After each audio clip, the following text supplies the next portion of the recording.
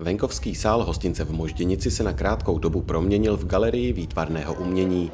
V sobotu 2. dubna zde byla v podvečer slavnostně zahájena výstava obrazů Václava Štědrého, malíře, který ve zdejší obci dlouhá léta tvořil a nesmazatelně se zapsal do místního života. Jeho obrazy dodnes zdobí nejednu stěnu ve zdejších domácnostech a mnohé z vystavených kousků jsou od místních občanů také zapůjčeny.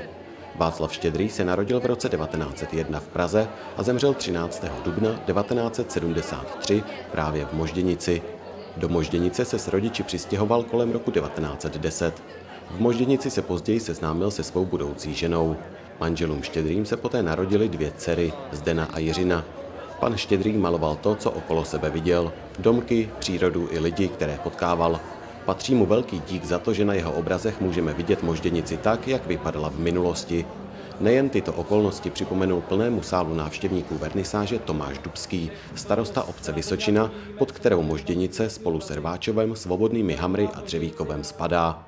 Starosta Dubský rovněž poděkoval všem, kdož se na přípravách této pro obec významné události podíleli, a uvedl následující vystupující. Po krásném kulturním programu připraveném paní učitelkou Lidií Kárskou zavzpomínal na svého dědečka Václava Štědrého pan Stanislav Rytich z Hlinska.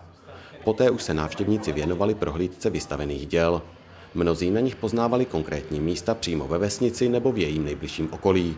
Všechny rovněž potěšila velká účast hostů na sobotní vernisáži. Výstava malíře Václava Štědrého bude v možděnickém hostinci k vidění pouze do soboty 9. dubna. Děkujeme.